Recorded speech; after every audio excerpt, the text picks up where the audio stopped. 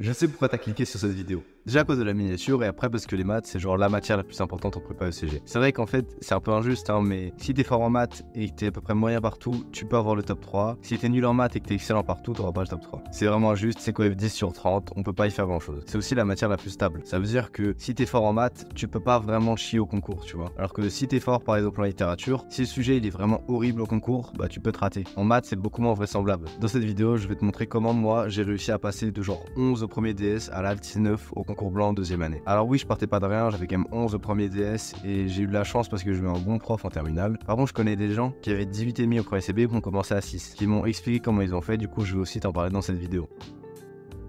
La méthode pour réussir en maths, c'est pas très compliqué, c'est juste en gros faire confiance déjà à tes profs. Ton seul taf, ça va pas être au début de chercher des annales, de chercher des trucs de l'extérieur et tout, d'acheter des livres, ça sert à rien au début. Le but juste, ça va être de refaire les exercices de ton TD. Et oui, c'est chiant parce que tu les as déjà fait, du coup tu comprends un peu comment ça marche et tout. C'est ça qui va faire que ça va consolider tout ce que t'as. Du coup chaque week-end, tu vas juste libérer ton dimanche en entier et tu vas refaire ton TD. Tout ce que t'as fait de la semaine, tu le refais le dimanche. Comme ça déjà ton exercice, tu l'as déjà fait une deuxième fois et là, au moins t'es sûr de l'avoir bien compris. Peut-être que t'as eu besoin 2-3 fois de regarder la correction, c'est pas très grave. Il faut vraiment juste que tu aies réussi à bien comprendre l'exercice, à voir comment ça marchait. Quand je te dis refaire ton TD, c'est refaire l'exercice vraiment. C'est pas juste lire la correction. Ça sert à rien. T'es juste passif, c'est complètement inutile. Donc ce que tu fais, c'est juste tu chopes la feuille de TD et tu prends une feuille blanche et t'essayes juste de refaire l'exercice. Et tu le refais en entier. Et s'il y a un point où tu bugs, tu regardes juste ce point et après tu recommences. Donc tu recommences à zéro jusqu'à ce que tu comprennes bien tous les points. Ça paraît évident, mais ça sert à rien d'apprendre par cœur les exercices de TD. Au DS, ça va être la même méthode un peu différemment, tu vas pas comprendre. Apprends pas le truc par cœur, essaye vraiment de comprendre comment ça marche. En apprenant par cœur, tu peux avoir des notes moyennes, tu peux avoir des 7, 8, 9, tu peux limiter la casse. Si t'as envie d'avoir des bonnes notes, si t'as envie d'avoir des 16, 17, 18, 19, 20, faut vraiment que tu comprennes les maths, c'est impossible sinon. Maintenant, si une semaine tu rates, qu'est-ce que tu fais? Bah la semaine d'après, tu libères aussi ton samedi après-midi et tu fais 2 fois plus de maths. Si ça commence à se répercuter,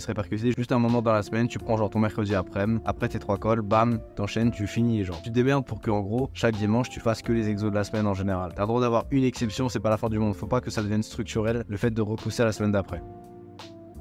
Quand tu refais ton TD, faut que tu sois seul. Ou si t'es pas seul, tu sois avec des gens vraiment qui sont là pour travailler. Tu peux pas faire ton TD avec tes potes si tes potes ils sont genre à la fac par exemple. Tu peux pas aller à la bibliothèque avec ton pote avec lequel tu sais que tu vas bavarder et tu vas pas travailler. Ça sert absolument à rien. Mais toi, soit avec des gens, tu sais que c'est des tryharders, toi tu te mets tout seul frère. Tu vas tout seul à ton bureau, tu le fais tout seul ton TD comme un grand. T'as besoin de personne en vrai de vrai. Moi ce que je fais c'est que j'ai 2 potes qui sont aussi en prépa, du coup les dimanches après on travaille ensemble. En gros ça nous permet de nous voir parce qu'on n'est pas dans la même prépa et de manger ensemble. Mais sinon quand on travaille pour de vrai. On fait pas semblant, on n'est pas en train de bavarder ou faire quoi que ce soit. On travaille vraiment.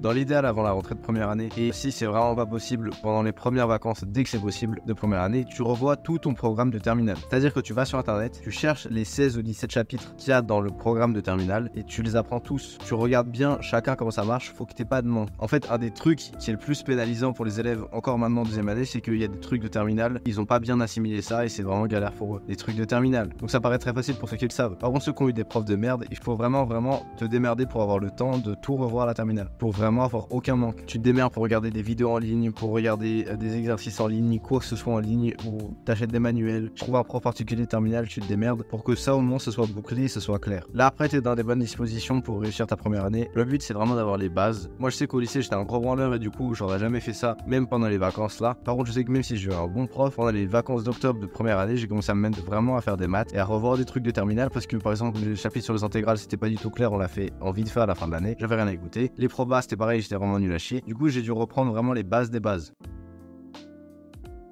Ensuite, à chaque vacances, tu vas reprendre le TD que tu as fait pendant tout le tronçon de cours et tu le refais une 3e fois. Ce qui fait que du coup, là, ton exercice, tu l'as fait 3 fois. Une fois en cours avec la correction, une fois tout seul le week-end et une fois pendant les vacances. Normalement, au bout de la 3e fois pendant les vacances, tu sais à peu près te débrouiller pour le faire par cœur. Tu y arrives, tu comprends l'exercice, tu l'as déjà fait 2 fois, hop, ça déroule. Et si ça déroule pas, bah tu te démerdes pour le faire une 4e fois en autre moment. Essaye juste de faire en sorte que ton exercice soit pas mort, oublié dans ton cerveau et qu'il serve plus jamais à rien. Et que le jour du concours, t'as un truc qui ressemble beaucoup à l'exercice de première année par exemple et que tu t'en rappelles pas du tout. Les vacances, c'est vraiment le moment où tu vas le mieux taffer. C'est là où t'as en gros toutes tes journées de libre, tu peux vraiment organiser comme tu veux pour à la fois équilibrer avec vie de famille, avec tes amis et aussi bien travailler. Et surtout pendant les vacances, tu peux bien dormir. En gros, t'as aucune contrainte, tu peux te permettre de dormir 9-10 heures par nuit, on s'en fout. Et l'avantage de ça, c'est que tu vas vraiment augmenter de ouf ta concentration.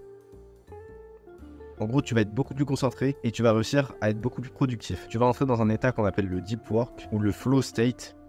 c'est en gros la même chose, hein. C'est en fait un état dans lequel tu es tellement concentré dans ton exercice que tu vois plus le temps passer, t'as plus de pensée dans ta tête, t'es juste focus sur l'exercice, tu ne vois que l'exercice, genre t'es absorbé dans l'exercice. Et ça c'est super bien parce que du coup ton exercice tu vas le boucler en 3 fois moins de temps, 4 fois moins de temps. Le deep work en fait, cet état vraiment presque magique dans lequel t'es absorbé dans l'exercice, ça va durer en moyenne 1h30. Du coup, moi ce que j'ai fait, c'est que dès que je suis en vacances, tu vois, et que je peux me prévoir des grosses planches de deep work, je fais genre 1h30 de travail, et après 10 minutes de pause, après 1h30, 10 minutes, etc. Ça m'a permis par exemple là pendant les grandes vacances en une semaine de faire un an de TD. Ce que je faisais c'est que je me réveillais vers 6h. 6h, je prends ma douche, paf, je commence à 6h30. 6h30, 8h en bloc. Après petite pause de 10 minutes pour laquelle carrément je faisais une sieste. Pour ne pas être sur mon téléphone, pour ne pas être dérangé, juste pour me reposer et pour remettre ma concentration à un niveau max. Je faisais une petite sieste de 10 minutes et après je repars sur 1h30. C'est fait que là on arrive à peu près à 9h45. 9h45, encore une petite sieste. On arrive à 11h30. À 11h30, j'avais déjà travaillé 4h30 dans la journée. Genre, c'est un truc de ouf. Après, paf, tu manges. Après, hop, petite sieste et tu repars sur du deep work. Juste à faire ça, tu vas exploser ta productivité. Et c'est ce qui m'est arrivé. Du coup, j'ai réussi à faire un an en une semaine. C'est absolument une dinguerie. Ça demande une certaine confiance en soi, une certaine confiance en ce processus de deep work. En vrai de vrai, il n'y a pas des gens qui sont nuls en maths par nature. C'est juste que les gens se définissent comme nuls en maths. Ils pensent qu'ils sont nuls en maths. Du coup, ils deviennent nuls en maths. C'est comme en voiture, quand tu regardes un point, bah tu vas vers ce point. Bah là, c'est la même chose. Tu penses que tu es nul en maths, du coup, tu vas vers des mauvaises notes en maths. Si tu penses que ça marche, tu crois en le truc, tu crois en toi, tu sais que tu es capable d'être fort en maths, tu sais que c'est possible d'avoir des bonnes notes en maths, tu fais juste ça, ça va bien marcher. Le deep work, ça permet de faire des progrès hallucinants. Là, j'ai 2 super potes qui ont commencé à 6 en maths et qui sont tous les deux à 16 et à 18,5. C'est vraiment possible de faire des progrès de baiser en maths. Ils arrivaient, ils étaient nuls à chier, frère. Ils connaissaient pas le programme de terminale. Ils savaient pas ce que c'était une intégrale. Maintenant, ils ont 18,5. Ils sont maintenant devenus absolument bouillants. Pour avoir ce deep work et pour avoir des progrès absolument extraordinaires comme ça, il y a vraiment 3 ingrédients. Le sommeil, la confiance en soi et la volonté aussi. Parce que si t'as confiance en toi et que tu dors bien, mais que t'as pas vraiment envie de progresser en maths, t'arriveras pas. Faut vraiment être déterminé, vraiment vouloir réussir ses maths. En général, c'est pas ça qui manque aux élèves en prépa. C'est vraiment juste le sommeil et la confiance en soi. Parce que la prépa, c'est vraiment une machine à te détruire ton sommeil et à te détruire ta confiance en toi. Maintenant, si tu réussis à surmonter ces 2 obstacles-là, le deep work, il est gratuit, genre ça te coûte vraiment rien et tu vas faire des progrès de baiser. Je te laisse là-dessus, frérot. Passe une bonne soirée.